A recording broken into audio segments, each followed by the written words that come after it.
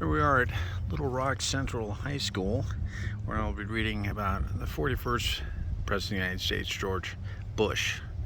Hey Dad, being president looks like fun. Do you think I could try it sometimes? Yeah, whatever. Sure, Georgia, whatever.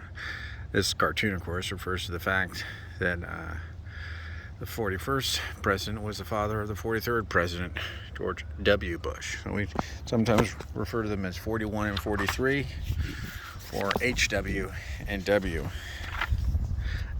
This is the scene of course, the famous integration crisis of 1957, where the Little Rock Nine went to school.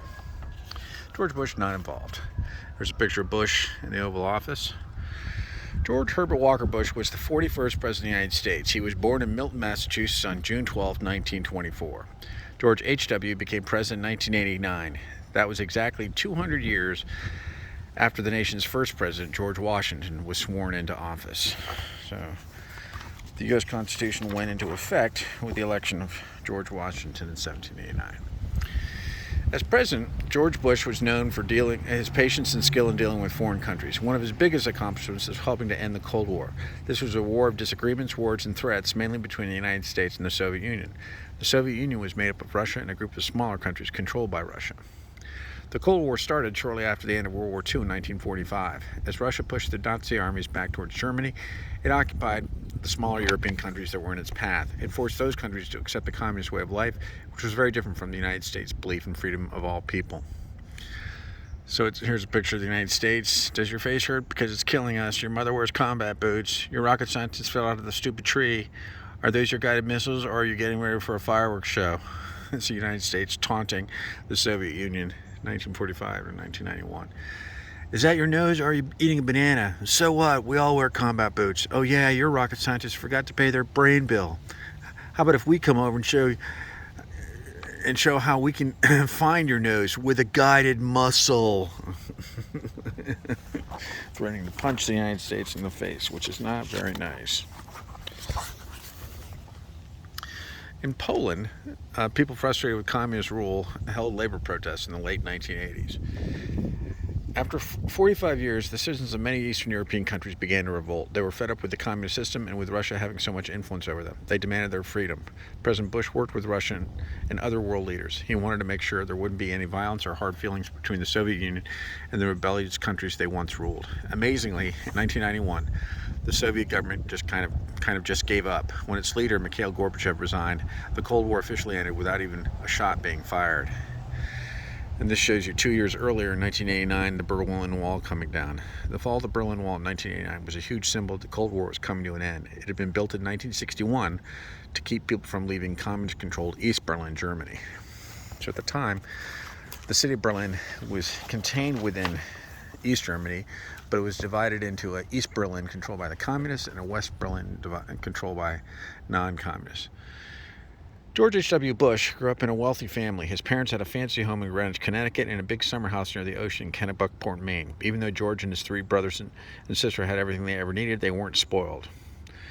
And this shows George, second from left, and his family, including his father. The Bush kids were brought up never to brag, to be good sports, and to share what they had with others. George was such a generous boy, he got the nickname Have Half because he always gave half of what he had to his brother, sister, or friends. Hold it right there, kid. I caught you stealing stuff from the Bush house. I didn't steal it, mister.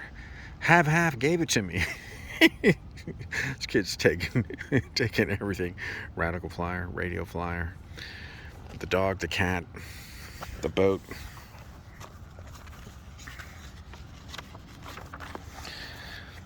George H.W. Bush was sent to the best schools. He was a good student, an excellent athlete, and very popular with his classmates. George planned to go to college, but just before he graduated from high school, Japanese warplanes bombed U.S. bases at Pearl Harbor, Hawaii. The United States immediately declared war on Japan and entered World War II. Right then and there, George made up his mind to join the Navy Air Force. This shows you a famous picture from the attack on Pearl Harbor. Immediately after the attack on Pearl Harbor, above, George Bush joined the war effort. As soon as he turned 18, George Bush signed up for flight training. One other major event happened at this time too. George fell in love.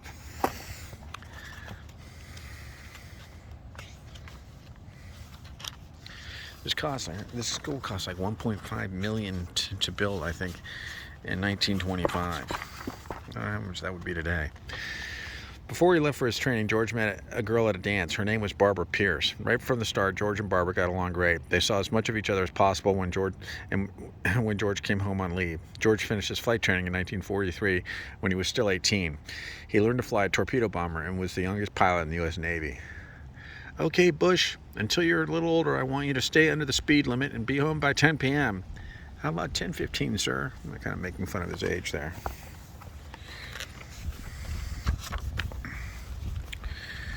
George might have been the youngest pilot in the Navy, but he was as brave as anyone. George flew lots of dangerous missions, bombing enemy targets on islands in the Pacific Ocean. He was even shot down twice. That shows that he actually wrote Barbara 3. It's just probably his third plane. He wrote his girlfriend's name on the plane. George always remained calm, though, and managed to escape serious injury both times. While he was still in the Navy, George returned home on leave to marry Barbara. When the war ended, he finally got the chance to go to college. George attended Yale University in Connecticut. So he's probably like 21 when he starts college. When George graduated from Yale, he had to make an important decision. He could either work at his father's investment company in New York City or take a chance trying the oil drilling business. George didn't know anything about the oil business, but a friend of the Bush family was willing to teach him. There's a cartoon. I hope no one had any plans for the weekend because we'll be going over numbers. Yes, sir. Yes, sir. Well, son, which one will it be? Yeehaw! He goes to Texas. I think I'll go for the oil dad. By the way, his father was a U.S. Senator. George started at the bottom position of an oil company in Texas. He had to clean and paint drilling equipment and order machine parts. George learned the business quickly. Soon, Barbara and their first son, George W., joined him in the hot, dusty oil fields of Odessa, Texas. So there's future President George W. Bush with his mother and father, George and Barbara Bush, in Odessa, Texas.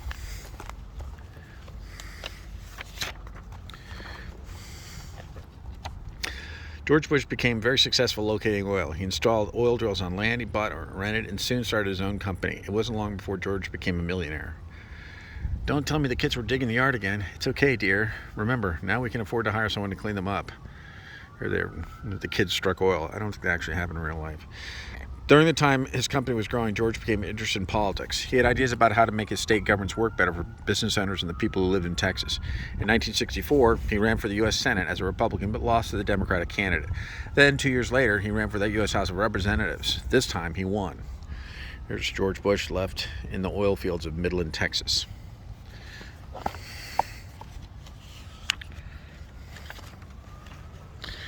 In Congress, George was known to stand up for the rights of minorities. He voted for the Fair Housing Act of 1968, an important law that helped prevent discrimination.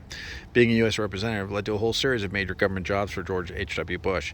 He was well liked in Congress, and a number of U.S. presidents liked him too. President Richard Nixon appointed him U.S. Ambassador to the United Nations. U.S. Ambassador to the United Nations, George Bush gets a vote on the issue in 1972. Then, in 1974, President Gerald Ford appointed him as a special representative to China. George and Barbara moved to China. They took language lessons there and became popular with the Chinese people and government officials. Shows you George and Barbara Bush riding bikes in Beijing, China in 1974. That's the year he turned 50, I guess. Picture of Chairman Mao in the background. In 1975, President Ford asked George Bush to return to Washington, D.C. He wanted Bush to become the director of the Central Intelligence Agency, CIA, which of course is located in Langley, not far from McLean and Longfellow.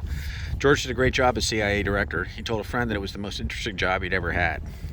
In China, and as CIA director, George Bush learned a lot of things about dealing with governments of foreign countries. This knowledge would help him later when he became president.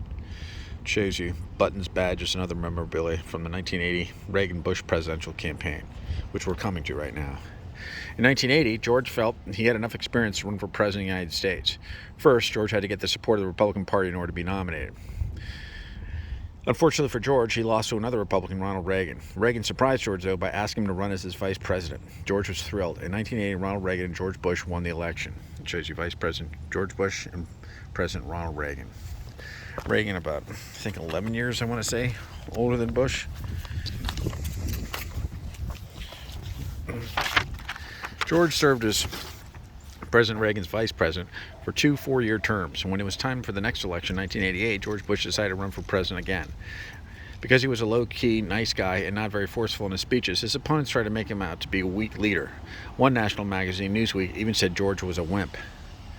It seemed an unfair charge for someone who had been a brave war hero. George's campaign team got to work right away to change his image. George agreed he should try to come off as tougher and more decisive. This should help. Gee whiz, I hope so. These darn fake teeth are killing me. And it says George Bush, raw, elect the high-octane president. I don't actually think he wore a biker outfit with chains.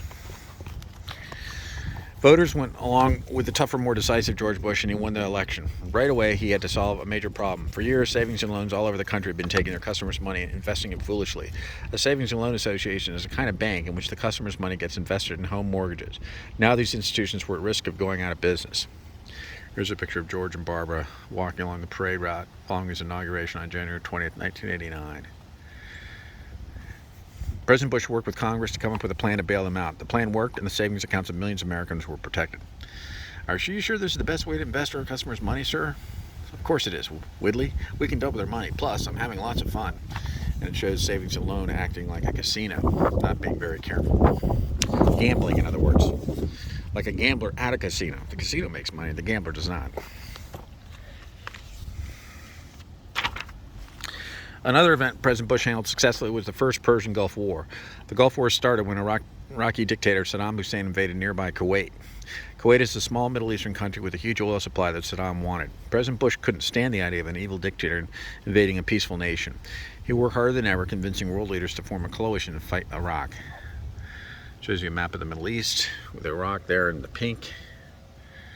The well-organized coalition army quickly forced Iraq's troops out of Kuwait. By the way, Miss Boomer's father led the Marines when they invaded Kuwait. Saddam Hussein and his army were defeated for the time being. President Bush's patience and careful planning got him the highest approval rating of any president in history. Shows you First Lady Barbara Bush and President George Bush celebrated Thanksgiving with U.S. Marines in Saudi Arabia during the Persian Gulf War in 1990. So this is not the Persian Gulf War, because in 1990 the war hadn't really started yet. 1991, but it's the build-up before the war. Even with a high approval rating, George H.W. Bush lost the election when he ran for a second term. People felt the president had done a good job of handling world events, but had neglected things at home in the United States. To get elected in the first place, George Bush had promised not to raise taxes no matter what.